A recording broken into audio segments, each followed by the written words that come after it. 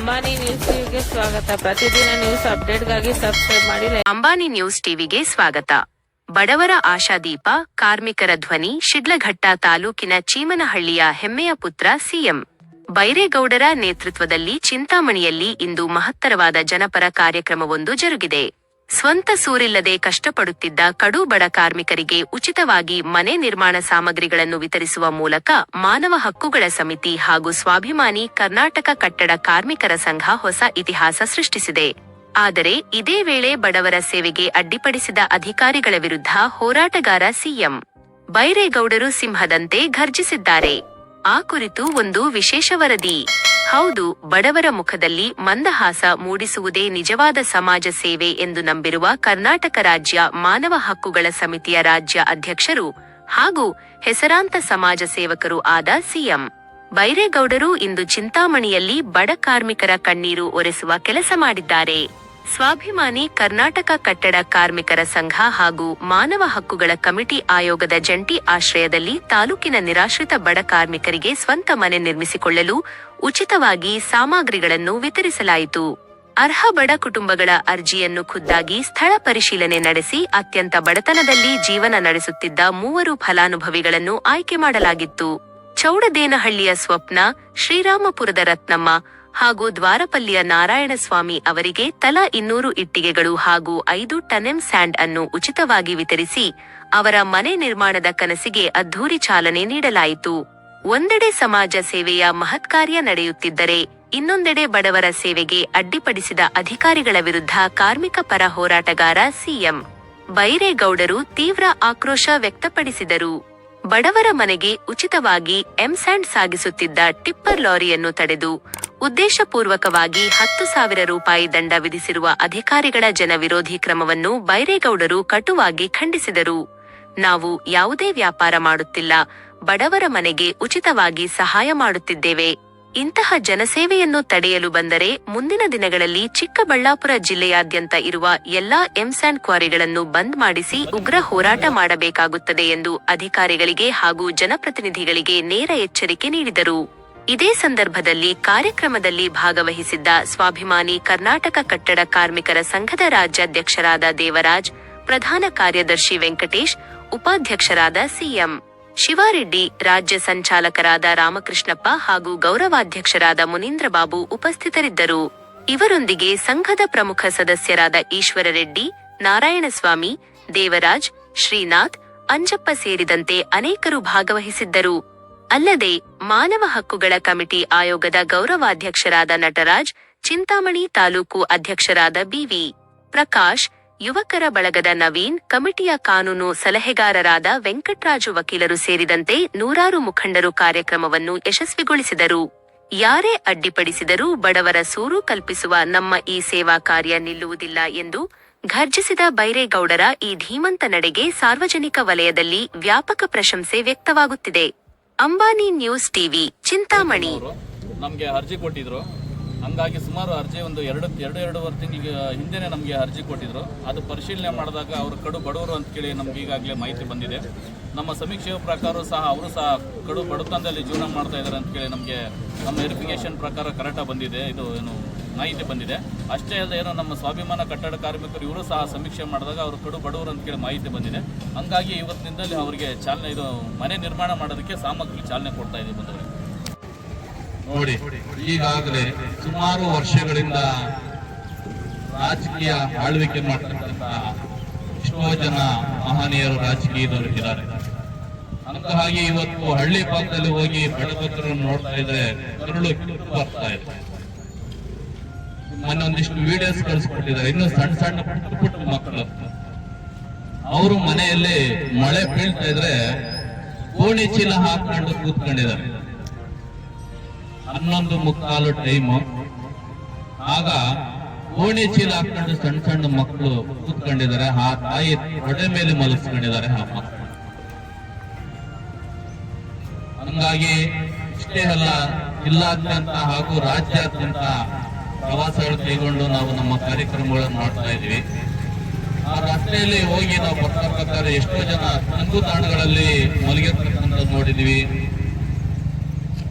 ಕೆಲವೊಂದು ಗುಡಿ ಗೋಪುರಗಳ ಮುಂದೆ ಜೀವನ ಮಾಡ್ತಕ್ಕಂಥವ್ರು ನೋಡಿದೀವಿ. ಅಷ್ಟೇ ಅಲ್ಲದೆ ನಮ್ಮ ಶಿಡ್ಲಘಟ್ಟ ತಾಲೂಕಿನಲ್ಲಿ ಅಂಬೇಡ್ಕರ್ ಭವನದಲ್ಲಿ ಚಾವಡಿ ಕೆಳಗಡೆ ವಾಸ ಮಾಡೋರನ್ನ ನಾವು ನೋಡಿದೀವಿ. ಮರಗಳ ಕೆಳಗಡೆ ವಾಸ ಮಾಡುವಂತವ್ರು ನೋಡಿದೀವಿ. ಸರ್ಕಾರಿ ಶಾಲೆಗಳ ಮುಂದೆ ವಾಸ ಮಾಡುವಂತವ್ರು ನಾವು ನೋಡಿದೀವಿ. ಇವ್ರಿಗೆಲ್ಲಾರು ಏನಾದ್ರು ಹೊಸದಾಗಿ ಮಾದರಿಯಾಗಿ ಏನಾದ್ರು ಒಂದು ಇವ್ರಿಗೆ ನಾವು ಸೇವೆ ಸಲ್ಲಿಸಬೇಕಂತ ಏನು ನಮ್ಮ ಕೈಲಾದಷ್ಟು ಮಟ್ಟಕ್ಕ ಸಹಾಯ ನೀಡಬೇಕಂತ ನಾವು ಏನು ಕೂಡಿಸಲಾಗಿದ್ದಾವೆ. ಅದರಲ್ಲಿ ನಮ್ಮ ಸಮೀಕ್ಷೆ ಪ್ರಕಾರವಾಗಿ 3000 ಅರ್ಜಿಗಳಲ್ಲಿ ಸಮೀಕ್ಷೆ ಪ್ರಕಾರವಾಗಿ ಈಗಾಗಲೇ 800 ಜನ ಆಯ್ಕೆ ಆಗಿದ್ದಾರೆ ನಮ್ಮಲ್ಲಿ.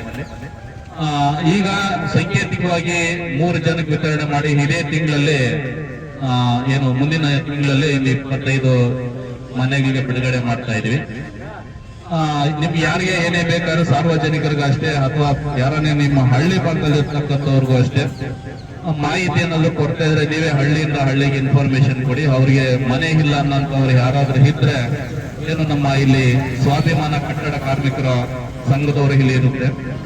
ಹಂಗಾಗಿ ಬಂದು ನೇರವಾಗಿ ನೀವು ಕಚೇರಿಗೆ ಅರ್ಜಿ ಕೊಟ್ಟು ನಮ್ಮಲ್ಲಿ ಸಿಗ್ತಕ್ಕಂಥ ಸೌಲಭ್ಯ ನೀವು ಪಡೆದುಕೊಳ್ಳಿ ಅಂತ ಹೇಳಕ್ ಇಷ್ಟಪಡ್ತಾ ಇದೀವಿ.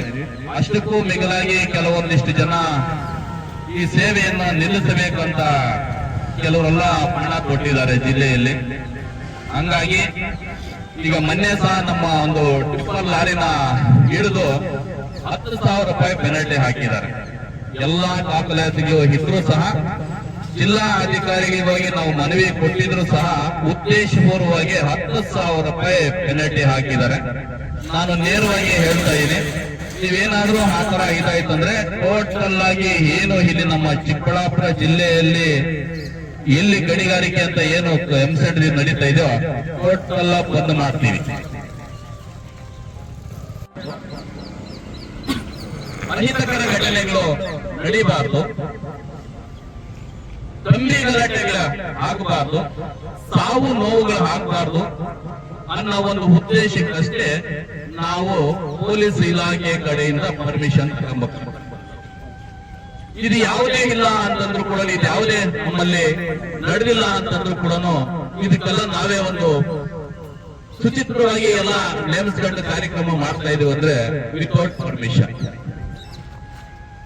ಆದ್ರೂ ಸಹ ಒಂದು ಅನುಮತಿ ಇರಲೇಬೇಕು ಅನ್ನೋ ಒಂದು ಉದ್ದೇಶಕ್ಕೆ ಹೋದ್ರೆ ನಿನ್ನೆ ರಾತ್ರಿ ಇಡೀ ಸುತ್ತಾಡಿಸಿ ನಾನು ಅರೇಂಜ್ ಮಾಡಿ ಕನಿಷ್ಠ ಪಕ್ಷ ಏನು ಜಿಲ್ಲಾ ಮಟ್ಟದಲ್ಲಿರ್ತಕ್ಕಂಥ ಗೌರವಾನ್ವಿತ SP ವರ್ಗೂ ಸಹ ಕಾಲ್ ಮಾಡಿದ್ದೆ. ನಮ್ ಕಾಲ್ ರಿಸೀವ್ ಮಾಡಲಿಲ್ಲ. ಎಷ್ಟು 8:15 ರಿಸೀವ್ ಮಾಡಲಿಲ್ಲ. ಆಮೇಲೆ ಇಲ್ಲಿ ಸಂಬಂಧಪಟ್ಟಂತ ಪೊಲೀಸರಿಗೆ ನಾನು ಕರೆ ಮಾಡ್ತಾರೆ, ಸರ್ ನಿಮ್ ಬಗ್ಗೆ ಗೊತ್ತಿದ್ದಂಗಿಲ್ಲ, ನಾವು ಮಾಹಿತಿ ಕೊಟ್ಟು ದಯವಿಟ್ಟು ನಾವು ನಿಮ್ಗೆ ಪರ್ಮಿಷನ್ ಕೊಡ್ತೀವಿ ಅಂತ ಅಂದ್ಬಿಟ್ಟು ರಾತ್ರಿ 8:30 9 ಗಂಟೆಯಲ್ಲಿ ಪರ್ಮಿಷನ್ ಕೊಟ್ಟಿದ್ದಾರೆ. ನೋಡಿ, ಅದೇ ಉದ್ದೇಶಕ್ಕೆ ನಾವು ಹೇಳೋದು. ಟೌನ್ ಲಿಮಿಟ್ ಅಲ್ಲಿ ಕಾರ್ಯಕ್ರಮ ಏನು ವಾಹನ ಉಚಿತ ವಾಹನಗಳು ಮಾಡಿದ್ರೆ ಜನಸಾಮಾನ್ಯರಿಗೆ ತೊಂದರೆ ಆಗುತ್ತೆ ಅನ್ನೋ ಒಂದು ಉದ್ದೇಶಕ್ಕೋಸ್ಕರಕ್ಕೆ ಕೇವಲ ಬರೀ ಒಂದು ಸ್ವಯಂ ಪ್ರೇರಿತ ಇದೊಂದು 3 ಜನ ಕಳಿಸಿದ್ವಿ. ಟೋಟಲ್ ಆಗಿ 25 ಟೋಟಲ್ 50 ಗಾಡಿ ಇವತ್ತು ಬರ್ಬೇಕಾಗಿದೆ. ಏನು ಮುಂದಿನ ತಿಂಗಳಲ್ಲಿ 25 ಮನೆಗಳಿಗೆ ಬಿಡುಗಡೆ ಮಾಡ್ತಾ ಇದ್ವಿ. ನಿಮ್ಗೆ ಯಾರಿಗೆ ಏನೇ ಬೇಕಾದ್ರೂ ಸಾರ್ವಜನಿಕರಿಗೆ ಅಷ್ಟೇ ಅಥವಾ ಯಾರನ್ನೇ ನಿಮ್ಮ ಹಳ್ಳಿ ಭಾಗದಲ್ಲಿ ಇರ್ತಕ್ಕಂಥವ್ರಿಗೂ ಅಷ್ಟೇ ಮಾಹಿತಿ ಅನ್ನೋದು ಕೊಡ್ತಾ ಇದ್ರೆ ನೀವೇ ಹಳ್ಳಿಯಿಂದ ಹಳ್ಳಿಗೆ ಇನ್ಫಾರ್ಮೇಶನ್ ಕೊಡಿ. ಅವ್ರಿಗೆ ಮನೆ ಇಲ್ಲ ಅನ್ನೋಂಥವ್ರು ಯಾರಾದ್ರೂ ಇದ್ರೆ ಏನು ನಮ್ಮ ಇಲ್ಲಿ ಸ್ವಾಭಿಮಾನ ಕಟ್ಟಡ ಕಾರ್ಮಿಕರ ಸಂಘದವ್ರಿಗೆ ಇಲ್ಲಿ ಇರುತ್ತೆ.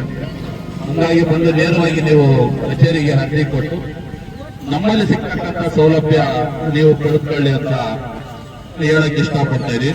ಅಷ್ಟಕ್ಕೂ ಮಿಗಿಲಾಗಿ ಕೆಲವೊಂದಿಷ್ಟು ಜನ ಈ ಸೇವೆಯನ್ನು ನಿಲ್ಲಿಸಬೇಕಂತ ಕೆಲವೆಲ್ಲ ಹಣ ಕೊಟ್ಟಿದ್ದಾರೆ ಜಿಲ್ಲೆಯಲ್ಲಿ. ಹಂಗಾಗಿ ಈಗ ಮೊನ್ನೆ ಸಹ ನಮ್ಮ ಒಂದು ಟಿಪ್ಪರ್ ಲಾರಿನ ಹಿಡಿದು 10,000 ರೂಪಾಯಿ ಪೆನಾಲ್ಟಿ ಹಾಕಿದ್ದಾರೆ. ಎಲ್ಲಾ ದಾಖಲಾತಿಗೆ ಇದ್ರೂ ಸಹ ಜಿಲ್ಲಾ ಅಧಿಕಾರಿಗೆ ಹೋಗಿ ನಾವು ಮನವಿ ಕೊಟ್ಟಿದ್ರು ಸಹ ಉದ್ದೇಶಪೂರ್ವವಾಗಿ 10,000 ರೂಪಾಯಿ ಪೆನಾಲ್ಟಿ ಹಾಕಿದ್ದಾರೆ.